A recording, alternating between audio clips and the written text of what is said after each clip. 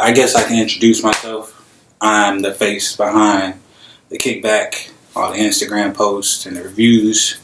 That's me. I write them, go through everything, keep you guys up to date on the latest hip hop content and events that go on and shit I really care about. So, finally putting a face to the name. And then I got my friend here asking me a few questions. What up, what up? He'll be on camera in a minute. So, yeah. I'll just go ahead and get started. Bet. So, since you started the Kickback, what's your favorite album that you've reviewed so far? Ooh, favorite album that I reviewed so far? Mm-hmm. That's a good question. I just dropped this one. It's called Lila's Wisdom by Rhapsody in 2017. Facts. Shit was fire. It might be like female rap album of the decade. Like, that's what I thought about. This shit was up there. So shout out to Rhapsody, Jamla, and all that shit. Her people. Big facts. Keep putting out quality content, Rhapsody. I fuck with it. So that's your favorite so far? So far, and then you have Astroworld. I did Astroworld. I fucking love Astroworld. Yeah. And you see by the shirt and shit. Right. What else did I do? Gotta look at that shit. You did that Mac Miller joint? I did Mac Miller. Swimming was dope too. Yeah. One of my favorites. Might be his best project. R.I.P. to Mac. Right. Maybe next to Good I Am, but I fucked with Swimming a lot. Swimming was good. I like that album a lot. Well, that shit was amazing. Yeah. It's really, really, it feels complete. Yeah, I wish he was here to enjoy it, because it's like, everybody loved that album. I'm sure he did. Well, I'm sure he enjoyed. I feel what you mean though. Like I wish he was here to see. Yeah. And like see the results. Yeah. See how everybody else felt about it. I think that would be dope. Yeah. I don't even remember most of these shits off the top of my head. Fact. I did Scorpion. Wasn't really a big fan of Scorpion. But Drake is a whole different subject himself. I have my own opinions and formulated ideas about him. So if you want to ask me about that, we can go into that shit too. True. We will. That's that. Well, what is your opinion about Drake? Like, what is your overall opinion of his content? Okay, so I kind of addressed this in the Scorpion review a little bit, but I wasn't necessarily like the hugest fan of Drake. Not even in Take Care. He dropped Take Care and I didn't care for that shit. Right. Then he dropped Nothing Was the Same, and then my whole perspective of him kind of flipped. Right. Because that's when he was rapping. Yeah. And like when Drake raps, a fan of that. He's top tier. Then he did If You're Reading This It's Too Late, which is pretty good. That might be another classic. But basically my opinion is Drake is really good at what he does. He'll drop an album, and off the first few listens, you're kind of like, this is fucking trash. Like, this is very mediocre. Yeah. And then a few months later, and you go back and seeing all the hype about it, you're like, all right, this is a decent body. You can understand where certain things are good. It's not like top tier, like Nothing Was the Same or Take Care or If You're Reading This, but it was a decent album. Where would you rank it in his, like, album? Scorpion? Yeah. Where would you put his Scorpion album? Maybe ahead of Views. I don't know. It's in that bottom bracket. I honestly, I'd say like fourth. Fourth? Yeah, I would put Scorpion at fourth. I think it's bottom bracket. But it's simply because if he made it one album, like fuck the side A, side B, he made it one album, cut it a little short, like cut all the fat and unnecessary shit. Yeah. Then it could have been a really great album. Like Survival, the intro, fucking flames. Like, if he was doing shit like that and like throwing in the R&B shit in there and like here and there, that'd be great. But so you could have done without the singles, like the extra shit. Yeah, I could have done without that shit. Like Ratchet Happy Birthday, he could have got rid of that. But girls love that. Yeah, you gotta have that. You gotta have that. Females love that. For females, you gotta have the female songs. But personally, for me, it's not for me. I'll put it like that. It's not for me. I feel you. And he's just very strategic about how he does his music releases and everything. True that. Like off the top of your head, how many times would you say Drake drops a year? Drops a year? Yeah. How many albums do you say he comes out? Albums? Yeah. Do you think he can give you 2 in a year? Or does it seem like he gives you 2 in a year?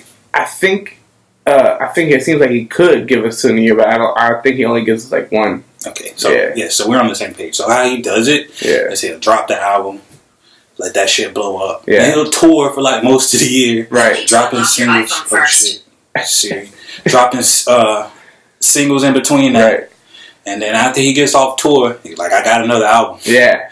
So kind of like he's working on the second album while he's touring. Yeah. And then by the time you release that, he's like, damn, he literally just put some shit out. Yeah. It's like you've been listening to the same shit this whole year. Which is crazy though, because like the way that people perceive things now and how quick attention spans are, you would think that it's actually like, hey, you dropped this album and then the next week like people are waiting for something else. Yeah. But nowadays he kind of stretches that. Yeah, he just stretches which out. you can't give him some credit for. That's not something that's easy to do nowadays. Yeah, that's genius. I don't know if we're giving out free game or anything like that, but there you go. Well, no, I think it's good for people to like talk about that because he's one of the only artists out there now that could actually do something like that. That could drop something and then wait.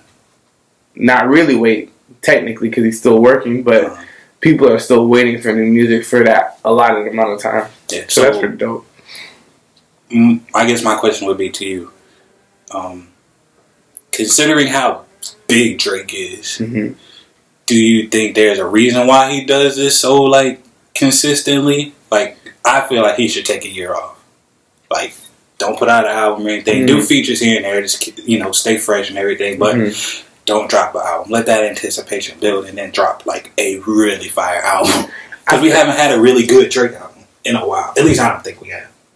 I don't think we've had a good Drake album since, I think if you're reading this, it's too late. But Drake is at a place right now where, like, he's so cross-branded that it's kind of hard for him to take a year off. Just because, that's what I'm saying. Like, yeah, in a year. But, like, he's so cross-branded. Like, he's so invested into the pop game and so invested into the hip-hop game because he's feeding both. That it's like, when you have two markets like that are kind of, like, on you and waiting for you, it's kind of hard to say, I'll take a year off. So I can see what you're saying because maybe he needs to step back and like, but his game is so on point still that I don't think he would. But I would like to see him take a year off. I would like to see him take probably like 2 years off. Yeah. Kendrick be taking 3. Yeah. You know? And the last album, well, not Damn, but before that, Damn was 2016, right? Damn was 2016, like late 2017. Yeah. Okay, so yeah, Kendrick takes break. Probably like late 16, early 17. But I just wouldn't want to see, like, since Drake I do consider him top tier at times when he does feel like rapping.